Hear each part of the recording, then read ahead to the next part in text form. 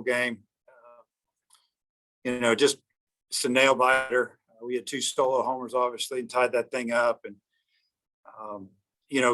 Christian Franklin's really been struggling at the plate. We've all been talking to him and trying to motivate and pump him up, and he hadn't gone crazy. And that at bat he had with 2 outs, and I don't know how many pitches he saw, but he ended up drawing a walk, and that got it going. And I don't know how it went down from there. Maybe another walk, pitch and change, and then a walk to Opitz, who already had a 2-0 count on him, and then obviously the wild pitch. I think Charlie knew that he just threw a wild pitch. He was probably going to get him a fastball, and he got it right down central, and he hit it as hard as you could hit it. And that's the loudest I've ever heard this stadium.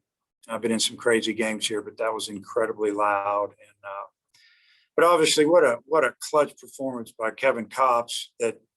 He just kept fighting us, and felt like he got better as the game went on. And coach would talk to him pretty much every inning, and down in the tunnel they would discuss it. We thought we were going to let him go to the 7th. He wouldn't let us take him out. He had a quick inning, goes back in the 8th. We were like, okay, we're going to take him out, and we'll probably bring Wicklander in for the 9th. Scored runs. Kevin said, I'm going back out. And, what an incredible college pitcher. All right. Let me know if you've got questions in the chat. Tom Murphy, lead us off. Dave, with bringing Welch off the bench in this game, did you just have a sense that maybe a moment like that would come along for him tonight? Well, I've been kind of just trying to figure out the lineup. You put your hitters in there, and I had Charlie in there yesterday with, it didn't go real well. Slavin's not hitting right now. Franklin's wasn't seeing it very good. And that's the middle of our order. And I just told the coaches this morning that I was going to go with the guys that helped us win some big games as far as the lineup. I brought up the Tennessee game with Gregory hitting in the 9 hole. He got the big hit, at Tennessee. And, just said, I'm going to bring Charlie off the bench. I'm going to have a guy off the bench because I felt like Nebraska was going to just keep matching up after, Povich was out of there, because we knew that he was starting. We knew last night after the game that's who they were going to start. And we figured they were going to let him go until he showed him he couldn't go anymore. And he did a nice job early. He stuck it to us. But it was hard for me not to put Charlie in there against that left-handed pitcher. But I just felt like we were going to get a shot later in the game if we could keep it close. Our plan was Wiggins to go 3-4, but didn't quite work out. Kevin give us what he's got. Hopefully we could keep it close. We didn't know what the score was going to be, and then we were going to try to finish with a couple of guys. And Wicklander wanted the ball. He told us he wanted the ball, and he was one of them. And, Charlie I came down when they brought the lefty in with the 2-0 count. They turned Casey around to right-handed. I went down the steps and I said, Charlie, if Casey gets on, you're hit. And a couple of pitches later, he was there and he was ready to go, and laid off a bad pitch. And then you saw what he did to that pitch. He hit it as hard as you can hit it. Yep. And I felt like he was going to get a chance to pitch hit tonight. Did I know that was going to happen? Obviously not. And just one more from me. What was Povich doing to keep you guys off stride? And then how big was the Opitz home run to break that spell, and then the more home run? Yeah, really good question. So he was busting our right-handers in, and we knew that. But he was pitching away a little more than we thought he was, and he was spinning the breaking ball, and he was getting ahead of every hitter. It was like, you feel like if you're hitting and you make the first out on the first pitch, it starts to get frustrating for everybody around. But he was getting ahead of us, 1-0 or 0-1, 0-2, and 1-2, and he had some quick innings. I don't know, and then with Opitz, obviously Casey has 1 home run going into the game. We've seen Casey hit a bunch of balls out of here, but I haven't seen him go down and hit a line drive right-handed that hard. He went down and smoked that ball into the green seats over the bullpen on the line. It lit our dugout up, because all of a sudden, man, we're only down 1 run. And kind of for our dugout, what's new? We're always down 1 run in the middle of the game. And so it was kind of like normal territory. And we felt like the momentum switched over to our dugout a little bit. And Kevin kept throwing up zeros, man, and that's what did it. We knew we were going to break out, and Kevin gave us that opportunity. Bob? Dave, nobody's on, 2 outs. Looks like it's going to go the ninth, tied. And, just what do you think about the way you guys just rallied, the way y'all did in that inning? I mean, that's the way it happens sometimes. You think, because I've been on the other end of that. You're thinking, man, I got 2 quick outs. I got a hitter down 1-2, and I'm already over there thinking about, how I'm going to score in the ninth inning or whatever the situation is. Next thing you know, Franklin's fouling off pitch after swinging and missing a lot, being super frustrated. And, he got to 2-2. He fouled one off his foot. And then it went to 3-2. I don't know if he fouled another one off. He ended up taking a walk. Man, it pumped our dugout up. And just that he had a good at bat. I mean, we didn't know we were going to score 4 runs. We were just hoping to score 1, hoping somebody would hit ball in the gap. And then sure enough, I don't know, I guess Robert walked, and then Opitz went 2-0, and then the fireworks started. And it was amazing. And this is yet another, if you look at playing Nebraska, you took 2 out of 3, so it's like another weekend series win for you. I mean, obviously this is the biggest one of the year. Just what do you think about that? You guys haven't lost a series in 2 years. It's unbelievable, honestly. And I told the team they were amazing. And, they just keep finding a way, and they keep fighting, and we get to hang out at least another week. And we know that we're going to play North Carolina State, and they're probably one of the most offensive teams in the country, and they're hot. And we figured that's who was going to win that regional. We all projected it. And Kevin, 185 pitches. I'm lousy at math, but Andrew helped me with that. So, I mean, what do you think about that?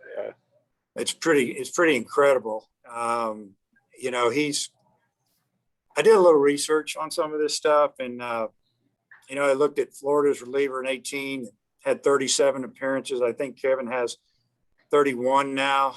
Kevin has more innings, but I kind of comparing him to that a little bit. The difference is Kevin's 24. That individual is 21. And, I talked with coach about it, just making sure we're doing the right thing. And Kevin's like, you're doing the right thing. I'm fine. Give me the ball. It's got great arm action, short, quick, strike throwing machine. And I don't know, I mean, the kid's a warrior. He wouldn't let us take him out of the game. And yeah, I know that we have the final call there. But this is a team, and they want Kevin on the mound. Kevin wants to be on the mound. I might have a couple more, but I'll turn it back to Kyle. Thanks, Dave. Let me know if you've got questions in the chat. Nate? Yeah, Dave, especially after the 3 errors last night, how big was the defense tonight? I mean, they made all the plays. It was, we got a lot of ground balls, especially when Kevin came in there. I mean, they had a couple fly balls the outfield, and they hit 2 or 3 balls that were hit pretty good. One of them was right back at Kevin that he fielded like off his glove and maybe his chest. But they made all the plays. Battles had some really nice plays on some slow rollers and choppers, and the grass is kind of wet from the rain today, and it started coming up there. And I just really liked the way the infielders attacked the baseball and really, really handled it. And obviously not giving them any extra bats was big in us winning the ball game. Thank you. Hutch? Dave, Franklin had the big catch on Friday, and he made another one today right when Cops came in. What did you see on his play to end the third, and what can you say about his defense out there in center? Yeah. Well, what I see is he's not taking his at-bats to the field, and he's frustrated big time, obviously, but he goes out there and he plays a professional center field and does his job and makes play after play. I mean, he's been as good in center field as anybody we've ever had here. If you look at all the highlight catches, I mean, it's been amazing. He goes back and gets it. He comes and gets it. He goes side to side, and in game 1, he saved at least 2 runs. We'd have been down 5-0 after 3, and he saved that, and we came back and scored a bunch of runs. And tonight, that ball gets down. You never know what's going to happen there. But what a great defender. And the comparison that I've seen a lot of people making is Charlie Boyce and what he did in 2004 to Kevin Kopps. Do those guys compare at all? This is the craziest thing. And when Kevin got here, I gave him Charlie Boyce's number. So there's you a story. And because Charlie Boyce was very intelligent, right-handed pitcher, and Kevin's the same way. And that's kind of what I do sometimes.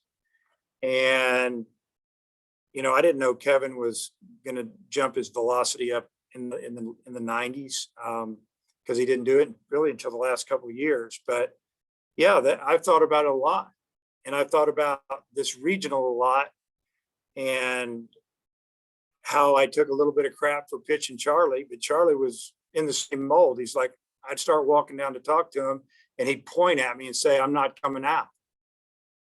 And it was almost the same feeling, only Kevin's too polite to do that. And he just would tell Coach, I feel great. I'm not coming out. I'm good. I'm good.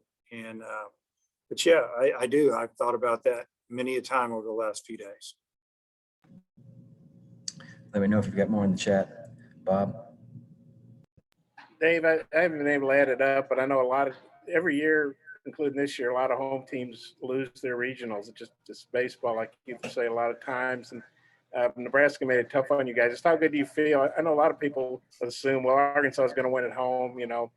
Yeah, but you can't assume stuff, obviously. But just how good do you feel to survive? Especially Nebraska seemed like a better seed than should have been sent here, you know, frankly. I agree. And when I saw them pop up, I thought, why are they sending the Big Ten champion here? It doesn't make any sense when you look around and you see some other regionals where the Power Five is a number one, and they don't have another Power Five school in the regional, and they might have been a 7 or an 8 seed or 9, whatever. So I don't know. I know it's a really tough job, and I get that. But Nebraska has a really good team. You know, they played kind of a regional format most of the season, and they've gone on the road, stayed in hotels. They played 2 games a day. They played 2 different teams. And I think that they came in here and they were a little bit comfortable, more comfortable than I wanted them to be, because trust me, I was very much leery of them and what they could do here. And I knew they had good arms. And I looked at the numbers. I knew it was going to be hard to get by them. I knew it was going to be hard to get by them on Saturday. And then yesterday, obviously, they did a great job against us. We didn't play very well. And tonight, I knew it was going to be a dogfight, and it was. And, you know, you're down 2-0 and the game's, you know, moving on. But what was the mindset like in the dugout? We were just trying to stay calm because we felt like that we were 1 big inning away. And I think we ended up scoring that run in the 5th. And we knew that's kind of the halfway point or getting close. And, you know, Casey led that inning off and he popped that homer. I just feel like that the guys, man, that energy level went up. And I think Nebraska probably thought, wow, here, you know, this is going to be tough to hold this. We've got to score. They've got Kevin Kopps on the mound. And maybe they start pressing at the plate a little bit. I mean, just a lot that works in the mind right there. And, you know, it was huge for us to score in the 5th. I just got one more. Obviously, you want to win, but I know Will Bolt's one of your guys, done a hell of a job. Just, Yep. I guess, how do you feel for him? I feel bad, you know, and I say this all the time. You know, I don't get anything out of beating or winning against former coaches that have worked for me or with me, and I don't get anything out of beating a former player. I mean, I feel bad for them. I mean, they had their huddle in right field in our stadium after winning the Big Ten championship, picked like 6th in the league, and they ran away with it because they're better than everybody else and they're tougher than everybody else. And I saw that this weekend, and that's because of the players that are over there, and Will Bolt and his coaching staff have instilled that into those kids. And, you know, Nebraska was really good to me, and I loved it up there. And it was hard to come here because of what was going on there, but I knew that this is what I wanted to do. I don't like playing Nebraska. I don't even want to schedule. Okay, thanks, Dave. Think about it. If you ever gave me a number, what it would be. I'd like to know. It would be 00. I can tell you that. I'll wrap us up. Thanks, Coach.